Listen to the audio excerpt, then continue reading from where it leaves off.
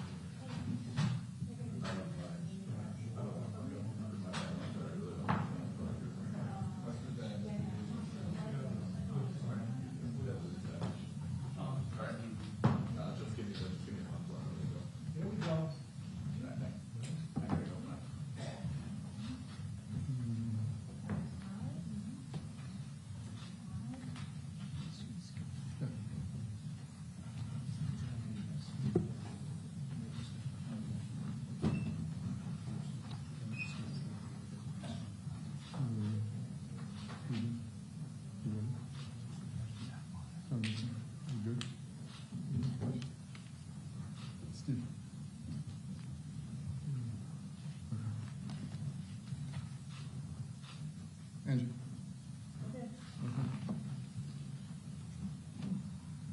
Good evening. I'm Carl Schleen, Mayor of Lewiston. In the wake of the tragic and horrifying incident that occurred in Lewiston, our hearts are heavy with grief, and we extend our deepest sympathies to the victims and their families. This is a time for action, solidarity, and support. Please take note, the shelter-in-place order issued by the Lewiston Police Department remains in effect. Please stay at home and be safe. The City of Lewiston is grateful for the support and outpouring from state authorities, the community, and of course, our elected officials.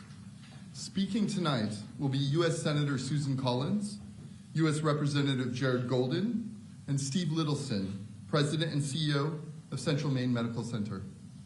And now Senator Collins.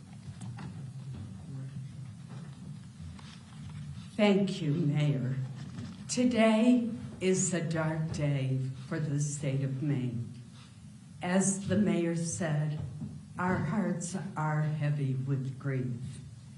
This heinous attack, which has robbed the lives of at least 18 Mainers and injured so many more, is the worst mass shooting that the state of Maine has ever experienced and could ever imagine.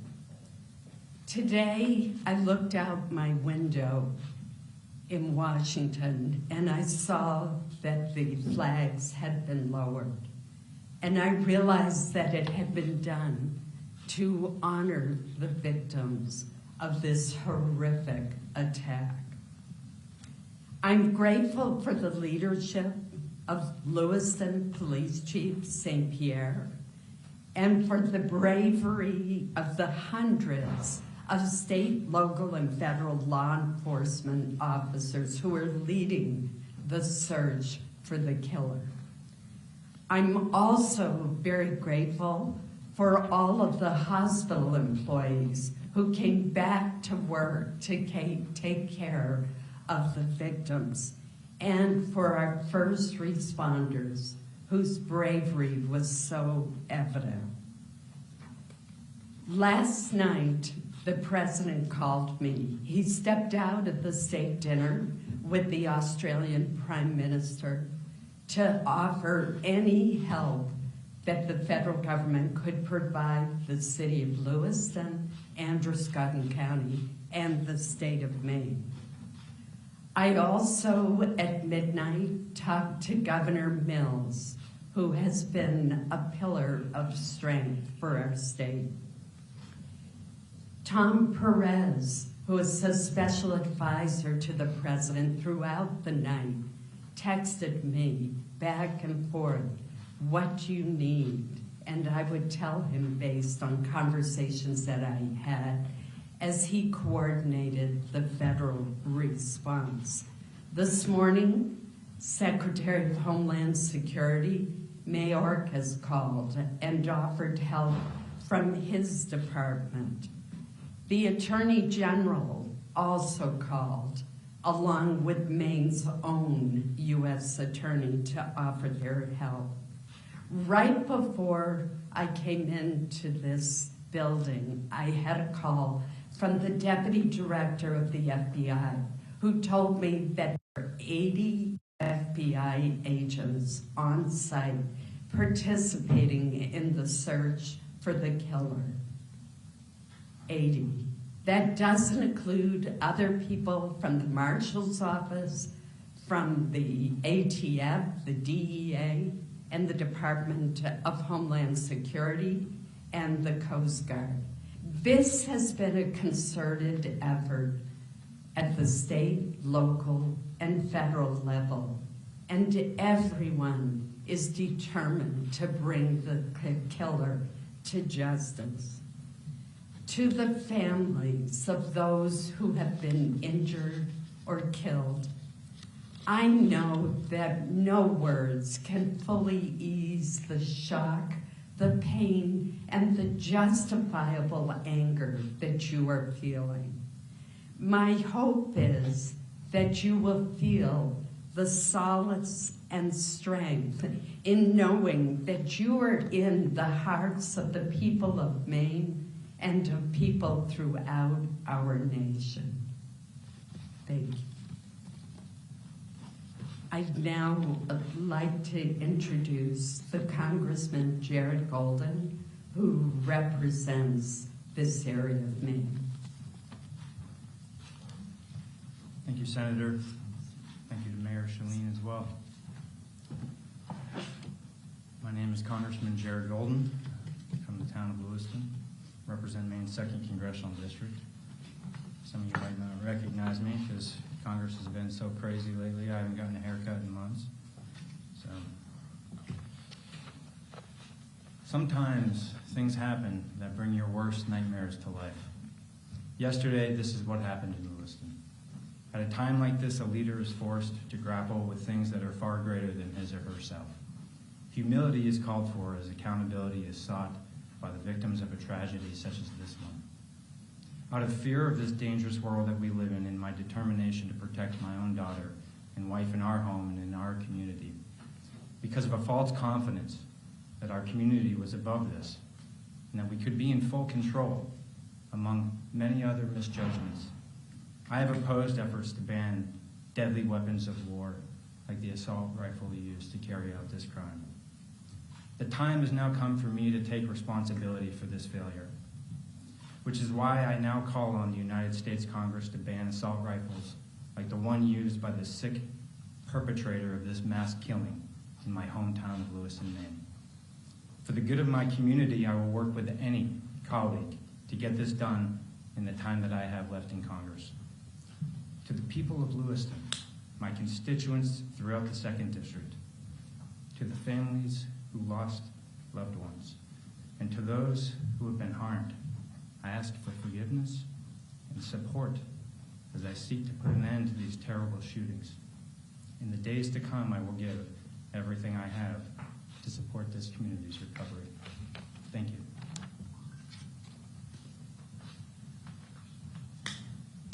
And now I would like to introduce Steve Littleson, President and CEO of Central Maine Medical Center. Good evening, everybody. I'm Steve Littleson, the CEO of Central Maine Healthcare, which includes Central Maine Medical Center here in Lewiston. On behalf of the 3,000 professionals and team members of Central Maine Healthcare, I too would like to extend our deepest condolences to the families of the victims of the events of last night. I would also like to acknowledge the compassion and the expertise and the teamwork displayed by the healthcare professionals in this community last night when called upon under the most extreme circumstances. Just to give you the numbers as we have them now, I know there's been some confusion, and I would like to take the opportunity to just let you know what we dealt with and what we have currently in our hospital. All but one of the patients that were taken from the scenes last night were brought to Central Maine Medical Center. One was transported directly to St. Mary's Medical Center here in Lewiston. Of those patients, 2 were treated and discharged. 1 of those patients was transferred from Central Maine Medical Center to Maine Medical Center in Portland. 3 patients, unfortunately, passed away in Central Maine Medical Center last night. Of those, 8 remain now, and we have 5 patients who are in stable condition, 3 who are in critical condition in our critical care unit. Just to give you a sense of the scope of what we dealt with within a relatively short period of time, last night within about 45 minutes to an hour, we had 6 fully staffed and running operating rooms at Central Maine Medical Center caring for the wounded and the victims. The professionals that were operating simultaneously in those 6 operating rooms included orthopedic surgeons, general trauma surgeons, urologists, vascular surgeons, as well as anesthesiologists and support personnel. I would like to also express our appreciation for all of the support that we received and continue to receive even through today. First from the city of Lewiston, secondly from law enforcement. We still have a law enforcement presence on the campus at Central Maine Medical Center. The other area hospitals that came to our support, we needed blood transferred to Central Maine Medical Center very quickly, and 2 of the hospitals, Maine General and St. Mary's, accommodated us. Maine Med in Portland stood by and was ready to accept patients, and as you know, they did accept one of the patients that we transferred to them. And also the various community partners that came to aid and support us last night, including emergency response personnel, personnel from Life Flight of Maine, and others. As one of the counselors said to me before we walked in tonight, you know, often people underestimate our capabilities here to care for people locally. I think last night we proved that by working together we can do just that under the most trying circumstances. Thank you.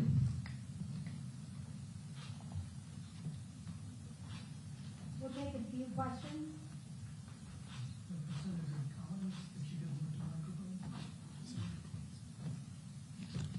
Senator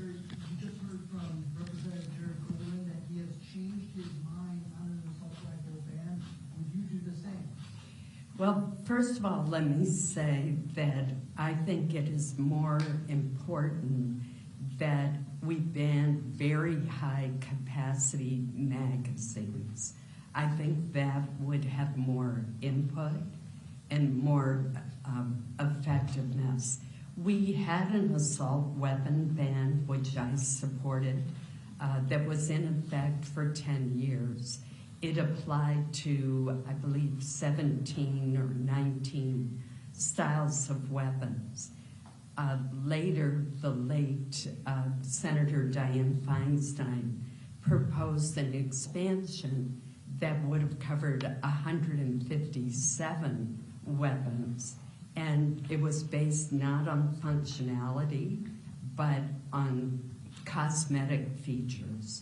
So there's always more that we can do.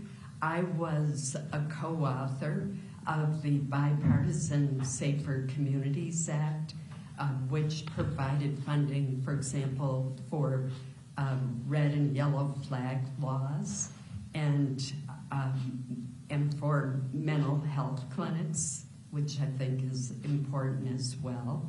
So certainly there's always more that can be done.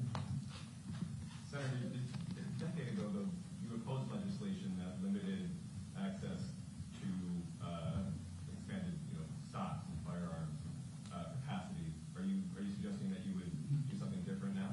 I don't believe you're correct. For example, I was the lead Republican sponsor of a bill that would ban bump stocks, which have the ability to turn a semi-automatic into a fully automatic machine gun. And that legislation has not been enacted into law. There was an attempt to do it by regulation, but it was struck down by the courts. I still support the bump stock legislation.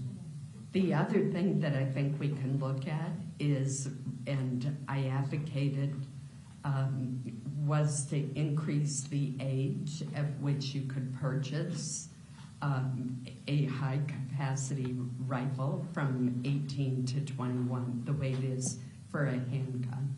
Senator Collins, you mentioned there are a lot of questions about the whereabouts of Robert Card. You mentioned a number of agencies searching for him. Can you offer any more details regarding the whereabouts of Card or how close we're getting to finding him? I cannot, because I don't want to jeopardize the search for him in any way. I have talked extensively to law enforcement, and as I said just very recently with the FBI deputy director, but I certainly don't want to jeopardize the search in any way. Senator Collins. Whichever laws used in this case, you are a big advocate of them. Do you know if they were used in this case? I'm sorry, I couldn't. The yellow flag laws used in this case? To my, I don't know. That's a very good question. You said that Maine got it right when it came to yellow flag. Maine does have a good yellow flag. But if it's true, as we are hearing, that Robert Card had mental health issues and he was, the police put him forward for evaluation, you got it wrong. No, I don't know whether there was a report to trigger the yellow flag law. It's certainly on the face of the facts that we have. It seems. Could you let me finish, please? It certainly seems that on the basis of the facts that we have, that the yellow flag law should have been triggered if, in fact, the suspect was hospitalized for 2 weeks for mental illness.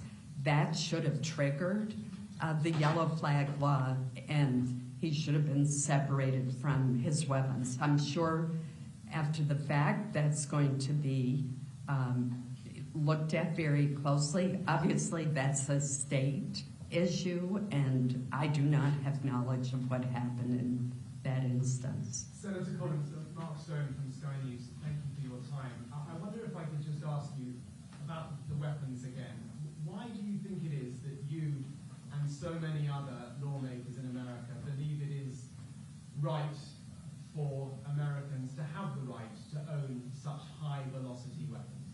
Well, first of all, let me say, and I'll repeat it again, that for 10 years we had a ban on certain kinds of assault weapons, and I supported that ban. And when George W. Bush proposed that it be extended for 10 more years, I supported that effort, which did not succeed. Later, years later, there was an attempt by former Senator Dianne Feinstein to greatly expand the number of weapons that would be covered by that ban. And it was based not on lethality, but more on how they looked, on cosmetic features. And I did not think that that was appropriate. We do have a Second Amendment in our country. And that gives And- people the right to own a weapon that powerful, do you think? And Maine, I would point out, has one of the highest rates of gun ownership in the country and has a long heritage of responsible gun ownership. It has also had a very low rate of violence. What makes this crime so heinous is in a typical year, Maine might have 22 murders, and last night we almost approached the number for the entire year. Is anyone So thank here you briefed so on much. is anyone here briefed on the investigation to tell us We we've cannot seen talk video about of the the FBI? investigation yet, but thank you so much, and I appreciate your patience with us in this news conference. Thank you.